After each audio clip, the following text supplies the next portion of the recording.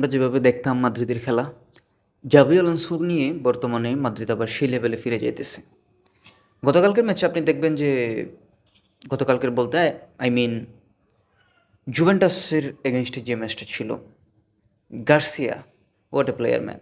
ভবিষ্যতের অন্যতম সেরা নাম্বার 9 হতে যাচ্ছে সে, এক্ষেত্রে কোনো সন্দেহ নেই। কথাটা এই জন্য বললাম যে সে লাগাতার ভালো পারফর্ম করে যাচ্ছে যখনই সুযোগ পাচ্ছে। অ্যান্ড আর্নল্ড আসার পরে আই গেস আর্নল্ড একটা নতুন সিস্টেম ওপেন করলো, যেটা হচ্ছে মাদ্রিদের জন্য একটা ফ্ল্যাঙ্ক থেকে ক্রস মারা।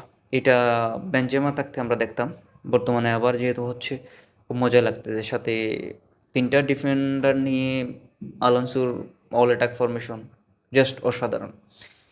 এর পাশাপাশি যদি ভিনি দারুণ খেলতেছে। অ্যান্ড যদি কথা বলতে হয় বালবার্দে নিয়ে, তার নিয়ে অ্যাকচুয়ালি কিছু বলার নাই। বালবার্দে হচ্ছে কনসিস্টেন্ট পারফর্মার, এমন কোনো ম্যাচ নাই যেখানে বালবার্দে খুবই বাজে খেলছে।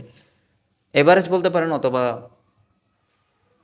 Better then average. অ্যান্ড বালবার্দে যখন পারফর্ম করে তখন মাদ্রিদের জয় সুনিশ্চিত। গতকালকেও সেম হয়েছে। আমরা সবাই আশা করেছিলাম যে মাদ্রিদ ফ্যানরা, যে অন্তত ফুটবল ফ্যানরা আশা করছিল যে জুভেন্টাসকে হয়তো 2-1 গোলে বা আরও বেশি গোলে বা 3-4 গোলে এরকম গোলে উড়িয়ে দিতে পারে। শেষ পর্যন্ত সেটা হইল না। কোলোমুয়ানি একটা সুবর্ণ সুযোগ মিস করে, যেটা অ্যাকচুয়ালি কোলোমুয়ানি আর্জেন্টিনার বিপক্ষেও করেছিল এবং আর্জেন্টিনা বিশ্বকাপ জিতে নিয়েছিল ফ্রান্সকে হারিয়ে।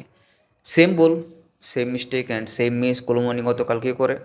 হয়তো মাদ্রিদের সাথে 1-1 গোলে ড্র করার সুযোগ থাকতো, বাট শেষ পর্যন্ত হইল না। মাদ্রিদ ফার্স্ট হাফ খুব একটা ভালো খেলছে এমন না, বাট সেকেন্ড হাফ জুভেন্টাসকে জাস্ট উড়াইয়া দিছে। এখন দেখা যাক নেক্সট ম্যাচে কতটা ভালো করতে পারে। অ্যান্ড